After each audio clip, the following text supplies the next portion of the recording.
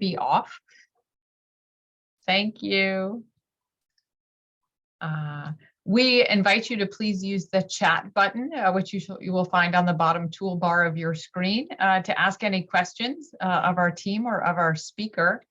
I'm really pleased today to welcome Emily Spear. Emily is currently a dietitian and diabetes educator for Frederick Health in the Care Clinic.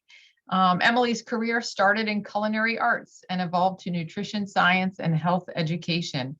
She attended Johnson & Wales Culinary School in Providence, Rhode Island, Westchester University in Westchester, PA for nutrition science, and then Purdue University Global for a master's degree in health education. Emily is a certified diabetes care and education specialist, and with that is able to help people living with diabetes to achieve their goals and live healthier lives.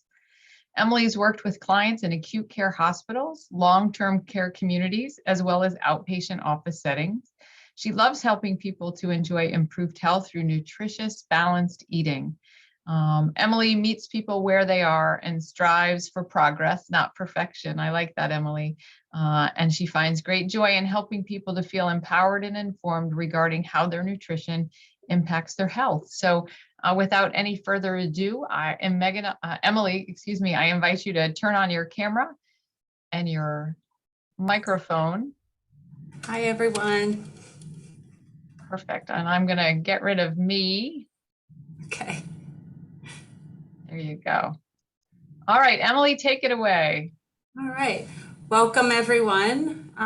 This is an exciting topic for me, and I hope that you gain some knowledge that can help yourself or people in your life that may be needing to follow certain nutrition guidelines or want to improve maybe a medical condition through their nutrition.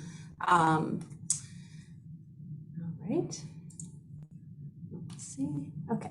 So one thing to point out is as we age, we are at higher risk for malnutrition. 1 in 2 older adults may be at risk for malnutrition, and that is it's a high prevalence. So we want to make sure that we are paying attention and that we're asking our healthcare providers if we are concerned, if someone has gone down a few sizes, if they seem weaker, if their appetite has changed, that you really advocate for them with their healthcare team to figure out what's going on and what kind of help they might need. I did put some links for some of the nutrition assessments that a healthcare provider may do with a person to determine whether or not they're A-okay on their nutrition, maybe need to work a little bit on it, or if they need intervention very soon to stay healthy. So some of the things that happen just as a natural process, starting at the age of 30, our body composition starts to change.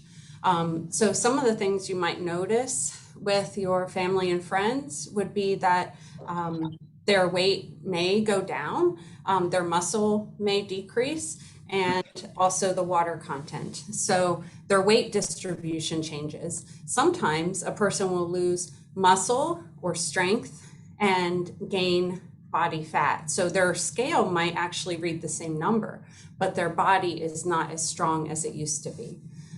So sometimes we need to work on what is the right amount of protein and calories with a person to support them maintaining their muscle mass. Very important for independence and fall prevention. This is my plate that is geared towards seniors, and it just kind of gives you a realistic picture of some foods that you might want to include to make sure that you have a well-balanced diet. So of course, in the top little circle, you'll see things like our beverages, tea, juice, water, milk. Those are all good choices. You can count things like tea and coffee towards your water intake for the day.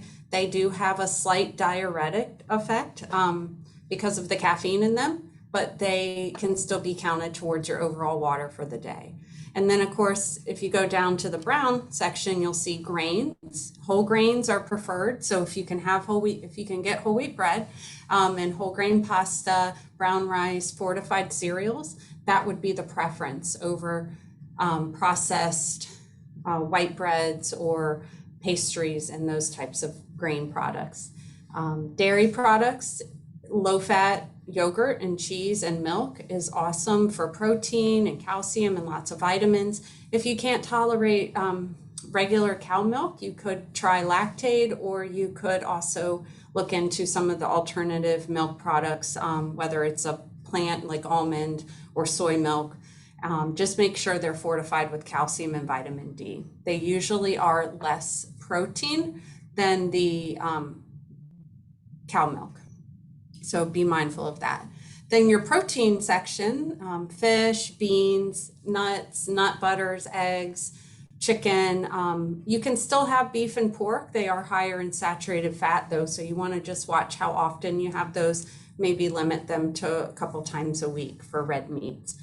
And, you know, preferably not fried for all of our proteins, and including some plant proteins like the beans and the nuts would be really great.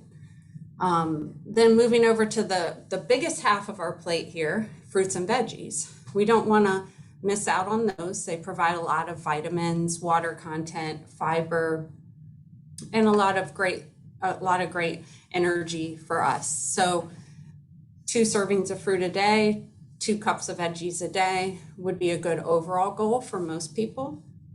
And when you're cooking, think about using things like olive oil, canola oil, avocado oil, plant oils, versus using things such as butter and bacon grease and that type of fats. They tend to be higher in saturated fats, which are not great for your heart. And using herbs and spices to season your food instead of just using salt would be a good recommendation for most people. So I know after the presentation, we will send you an email follow-up with this handout so that you can use it. Maybe put it in your family or friends, you know, kitchen to remind them and keep them mindful of what they should have every day. So it can be a good tool when you're having a conversation with somebody about their nutrition. Many people don't have a great understanding of maybe how much protein they need in a day. So this is a chart that's actually from a class that we provide to the community called Stepping Up Your Nutrition, and it focuses on protein needs and hydration needs. So this is a chart that they have. You certainly ask your doctor if you have any concerns about how much protein you should have, but this could give you a ballpark to start with. And when you look at something like this, you know, 70 grams of protein, some people would say, I have no idea what that amounts to in actual food. So when you think about most of our animal proteins like fish, chicken, beef, pork, 1 ounce is about 7 grams of protein. So a 3-ounce piece of fish, like the size of the palm of my hand or a deck of cards, would have 21 grams. So if you have protein, a little bit of protein at each meal, you should reach your goal. For most people, around 50 to 70 grams suits most of our population. If you're a much bigger person, you might need a little more. If you're a smaller person, you might need a little less. If you have any medical conditions, such as kidney disease, definitely ask your doctor how much protein you should have. But this was a nice quick guide to give you a starting point for that conversation. Fluid intake, so water, trying to have at least 4 to 5 cups with a balanced diet. So that just means that fruits and veggies have water in them. So even though it's part of the food, we don't think about it because we're not drinking it. If we do have fruits and vegetables every day, we do get some water from them. So these guidelines are kind of based on the fact that you may be having a well-balanced diet. If you feel like, oh goodness, I have trouble with my fruits and veggies, you might need a little bit higher water or beverage intake. If you have trouble remembering to drink water, then putting a glass of water by your bed, and some people will try to have a glass of water before they even get out of bed. They kind of put their knees on the side, sit there for a minute, collect themselves, drink a glass of water, and then get up and start their day. having a little bit more water when you take any sort of medicine that you might have to take. Putting up reminders. I have a little chart I use with little water drops, and some people, it helps them to see a visual guide. So they might put that in their kitchen or beside their chair where they might sit and relax during the day. And every time they drink a cup, they can fill it one of the drops in. So it can kind of help a person that is just trying to set this as a goal to have a visual cue that says, did you drink water today?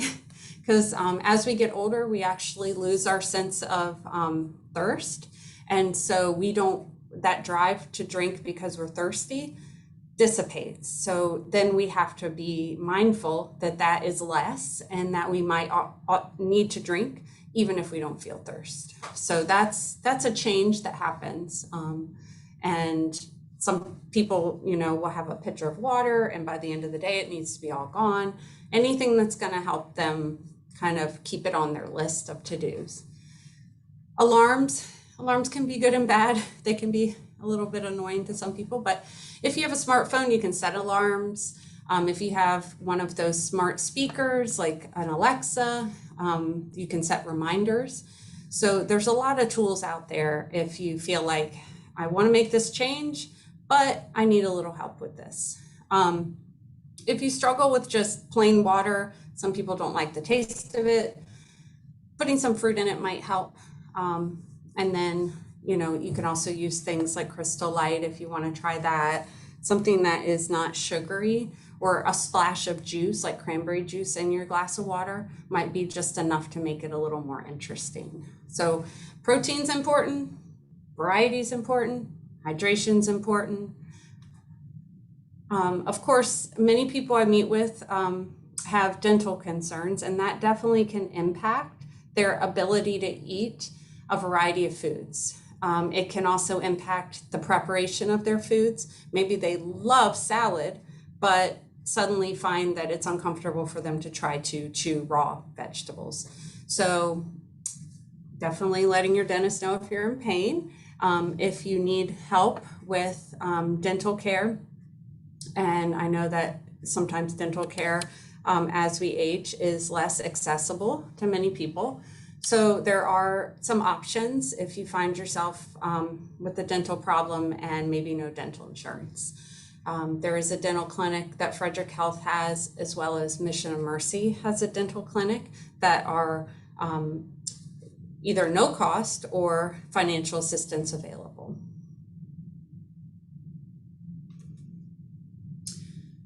Some people attending today may have worked with a speech therapist in the past or an occupational therapist, and they may have had a recommendation that they need softer foods or foods that are cut up. They might even have been recommended that their liquids have a different thickness. So those are some recommendations that can be difficult to adjust to for a person. And so I wanted to provide a resource that kind of explains the different diets and also gives you lists of foods that are okay and you can have these foods. And then also continue to work with your speech therapist, occupational therapist to see if maybe those restrictions can be loosened, or if you do strengthening exercises, you might be able to handle different foods again. But different conditions, overall muscle tone and weakness can cause problems with swallowing, but also some illnesses such as being a stroke survivor can cause problems like this. And modifying your diet, this is one of the more challenging ones that people have difficulty handling and kind of implementing. So if you need help, I can help. A dietitian, if it's not me, someone else can help you, but also be sure to advocate for your family member or friend or yourself with their doctors and let them know what is working and what is frustrating so that they're aware. Along that same lines, depending on arthritis, mobility issues, as we get older, sometimes we have tremors. There's a lot of things that can impact how we use our utensils at the table, how confident we are at the table eating with others. So occupational therapist is a really great professional to visit if you find that you're getting frustrated or you're having trouble cutting food, you're having trouble successfully, not spilling items at the table. Maybe you have decreased eating with others because of being embarrassed or having difficulties. And there are options. There's exercises they can do with you. There's training that they can do with you. There's also some adaptive equipment that could make what was very frustrating super easy. And then it's definitely worth it. I have loved ones that have used adaptive equipment, and it's just less frustrating and less painful if you have arthritis in your hands. Makes it a lot easier to enjoy a nice meal and to have that experience. So definitely reach out if you feel like those problems are impacting your nutrition. Some medical conditions require people to reduce their salt. So this slide shows you some of the foods that we have pretty regularly in our American diet that would be very high in sodium. Some of them may surprise you, like the breads and rolls, and there's definitely breads and rolls that are low salt, but there's some that are very high as well. Things like bagels or Kaiser rolls with the salt on top, pretzel rolls, rye bread is higher in salt. So being mindful when you look at the breads, maybe finding one that's 100 milligrams or less for sodium would be good. And then of course, when we put the bread with the deli meat and the cheese, we have to be mindful that that is a high sodium meal there. Canned soups or any canned product that doesn't say low sodium would have a pretty heavy hit for the sodium level for the day. Deli meats, like I said, and pizza, frozen pizza or fresh pizza. The cheese has salt, the bread, everything has salt. So doesn't mean you have to give up all these foods, but you just need to be mindful and maybe try some of the reduced sodium or maybe limit your portion of these foods. So some medical conditions, heart disease, hypertension, kidney disease, the doctors may recommend that a person reduces their sodium. Lots of foods left. These are only 6, but there's lots of foods left that someone can eat. A lot of the foods that we saw on that first My Plate would be appropriate for a low sodium diet. Some tips for reducing your sodium, looking at labels is always a good idea, and trying to cut back on things that are very high in salt, like sausage and bacon, hot dogs, canned meat, Spam, those types of foods. The longer they need to be shelf stable, chances are they've added more sodium. Using other spices and using vinegars and lemon juice to flavor your food without salt, Mrs. Dash, garlic powder, lots of things that you can try. And then if you have regular canned vegetables, trying to rinse them first before eating them, because certainly if you have things in your pantry you may want to use up before you go shopping the next time. Another really big one that you might hear from medical professionals is try to reduce your added sugars. And so lots of reasons for this. They don't have a lot of nutritional benefit. They taste good. We like sweets. Our taste buds like sweets. And so we kind of have to be mindful of it because it is in a lot of our food supply added to things. And so being a savvy shopper and making sure that you don't buy foods that have a lot of added sugar would be a good idea. And this is a great tool to show people, especially if you have some people that like some of maybe the drinks here at the end of the slide that have 18 teaspoons of sugar. So at the very bottom, the American Heart Association recommends that we all limit, regardless of if we have blood sugar concerns or weight concerns, that we all limit added sugar to a certain amount. So 6 teaspoons or 24 grams for most women, 9 teaspoons and 36 grams for most men.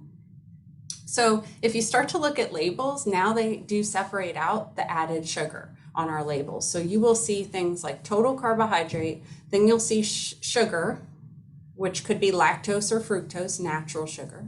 And then you'll see a line that says added sugar.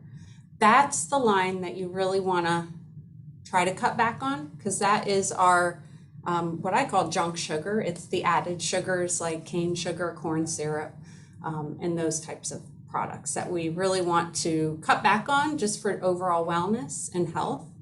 And you can definitely reference this paper if you're trying to convince some people to cut back on some of their sugary drinks. They're on the one side, there's some that are very low, and on the other side, very high. I wanted to share some resources because beyond today's discussion, I want you to understand that there are ways that you can continue learning, and maybe you attended today and your friend couldn't, or your family member couldn't attend today's talk. So I know Christina shared that it would be recorded and at a later date put on a YouTube channel that you could watch it another time.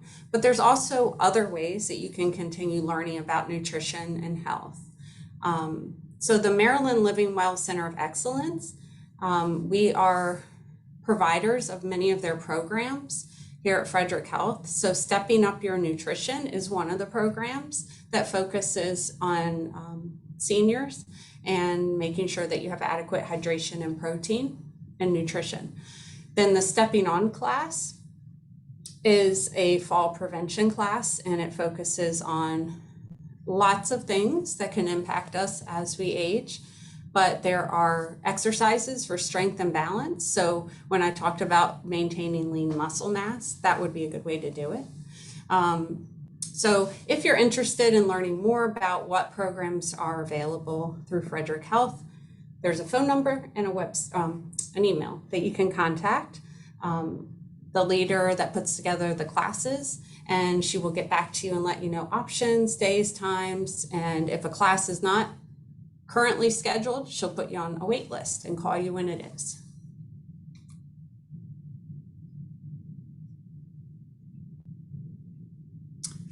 I thought this was a pretty neat website that I found. So if you like to kind of set goals and track your activity, this would be a good tool to use. It's available through health.gov, and you can set activity goals, and you can also put in, like I did, brisk walking, gardening, and jumping rope, and set how many days a week you want to do it. And then you can print out a tracker that's specific for your goals. So it could help you if you're trying to get back in the habit of being more active. So I wanted to leave plenty of time for you all to ask questions, and I'd be more than happy to do that. Emily, thank you so much. Great information. Folks, I'm going to invite you to use the chat button at the bottom of your screen to give some questions to Emily. And Emily, our first one has popped up. What are some tips for a caregiver if somebody doesn't want to eat? They just won't eat. Yeah. So trying to figure out why. Yeah. Are they in pain?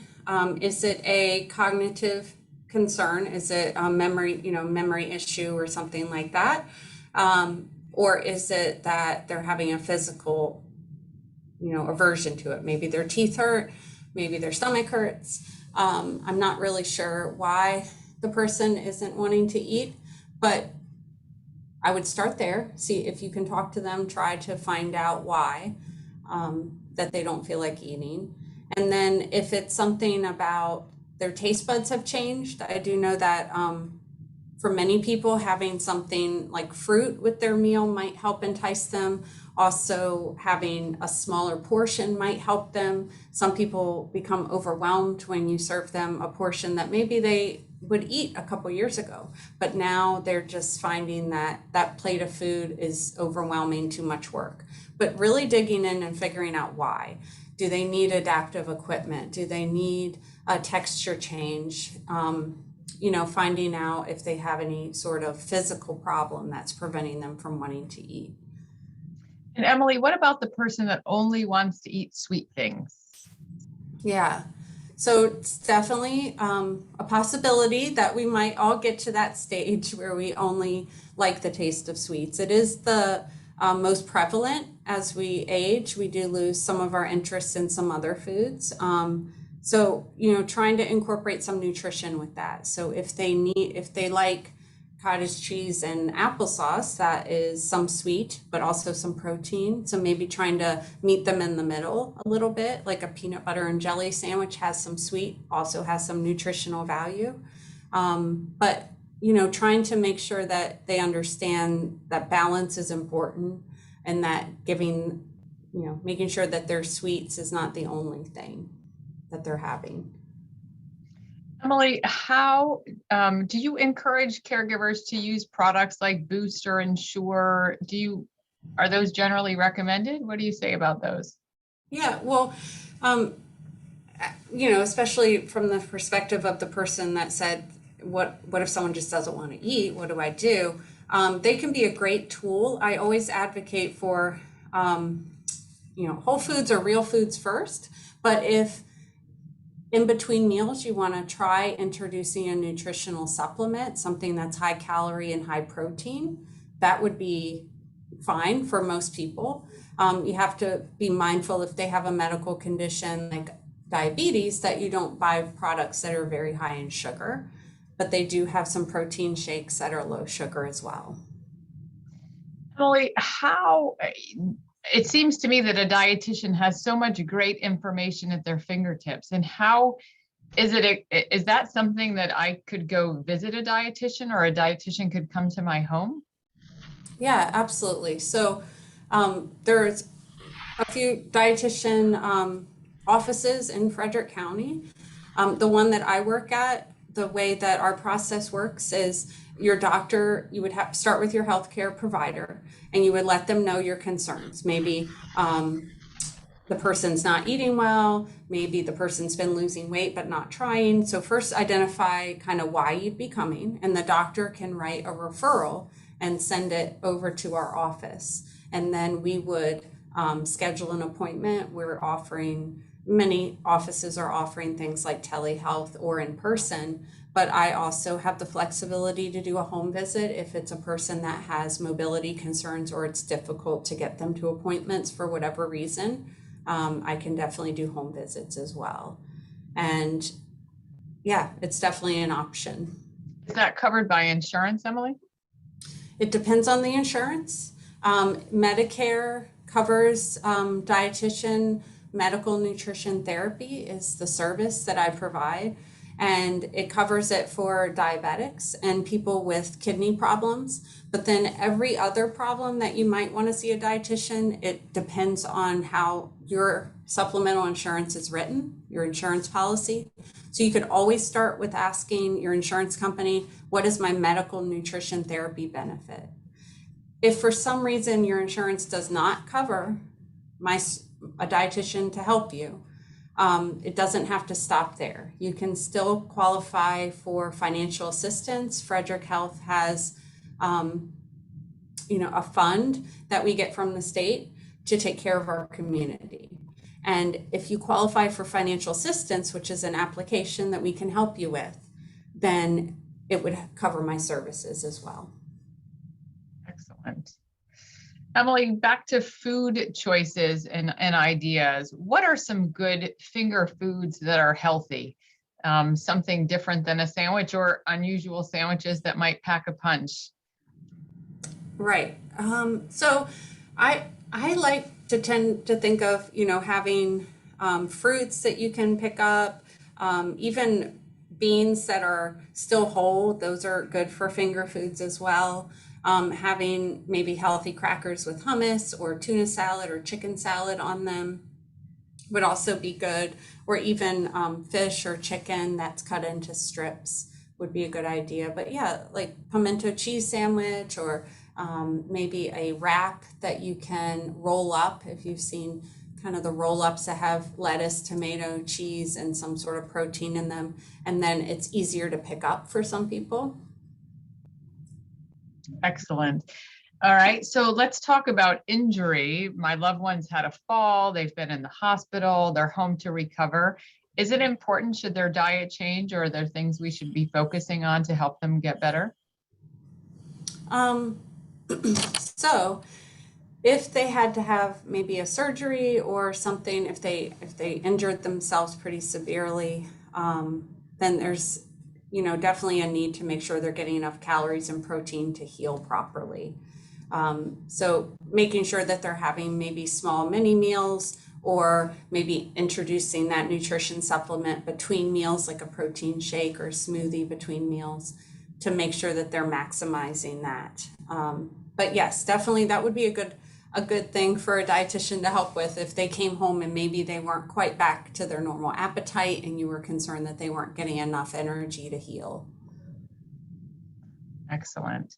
Folks, I continue to invite you, if you have questions, these have been great questions, go ahead and put them in the chat box. Emily, are you familiar? I recently had a family member here mention that they're using something called jelly drops to help with hydration. Are you familiar with that product? No, I haven't heard of that. Okay, well, Yeah, I'll have to look it up. Google it. I'll have Google to it. look it up. Yeah, yeah. Any other tips? I know you did a screen, but any other out of the box suggestions for helping people to hydrate? We have so many folks who won't drink because they know it's going to make them go to the bathroom, and they Hmm. get caught in that cycle. Are there sneaky ways, or not even sneaky ways, that we can help get? What are the best foods to give them that are full of water? Sure. So if they like soup, soup is hydration. If they like popsicles or jello, that's hydration. A smoothie or a milkshake could be, on the healthier side, depending on what you put in it. So maybe asking them if they might like some of those products instead of just a glass of water. But any way that you can flavor the water, some people like to put a splash of juice, or maybe the Mio drops that you can buy that are a sugar-free flavoring that you can drop in your water to make it taste different. Some people like bubbly drinks, so sparkling waters that have flavor might be interesting to them, or hot herbal teas like lemon tea or blueberry tea, the celestial seasonings flavored teas that are decaf. That might interest them. Sipping on something warm might be more enjoyable to them. Excellent ideas. Emily, any tips if you're taking somebody out to a restaurant for keeping them on track with their diets? Sure. I mean, very common question, because we all have to navigate special occasions, restaurant meals sometimes, and it is hard when you're not in control of what's being cooked. Being able to ask for maybe sauces on the side or dressings on the side so that you have control over how much goes on your food is one tip. And then also, maybe asking for half portion or taking half the portion home to go for the next meal so that you have leftovers is another tip. Also asking if it's a restaurant that is making your food to order, you can definitely let the server know if you have a food concern, if you need low sodium or if you need low fat. You can ask for your chicken or your steak to not be salted. If they're making it to order, they can certainly do that. Great ideas. Emily, you've given us a lot of great information. I'll say last call for questions if anybody has any other questions. So Emily, you mentioned that there are a couple of private practice dietitian offices here in town, and then there's also the your clinic. Do you want to share that contact information for you? Sure, yeah. So my office is located across the street from the hospital. It's in the same building as urgent care, if you know where that is. And my office is called the Care Clinic. So I can definitely give you that phone number. It's 301-360-2574. And you could always start with a phone call and say, hey, I identified either myself or my family member or friend really needs to see a dietitian, XYZ, and we can help you navigate how to get to me. Fantastic. Yeah. Emily, thank you so much for your time. I also want to make sure I thank our sponsor, Amber Hill Physical Therapy, for helping support our Compass for Caregivers webinars. Really appreciate all of your time today. I want to invite everybody to register for next month's webinar. We are navigating the benefits of music. And those of us who work with seniors every day definitely see the magic that music can create. And we're excited to have Brittany Rosado from Notable Progression Music Therapy, our speaker, to just give us some ideas, some information about the science of music and how you can use it to your benefit to make some of your challenges as a caregiver a little bit easier. So that is going to be June 8th from 1 to 2 p.m. Again, you can go ahead by registering at espcfrederick.com. I just put that up earlier today, and we'll be sending out emails like we've been doing that you can register right from the emails. Emily, thank you again for your time today, and we really appreciate it. Folks, I will send out Emily's PowerPoint and the handout that she had, the My Plate for Older Adults, for your review.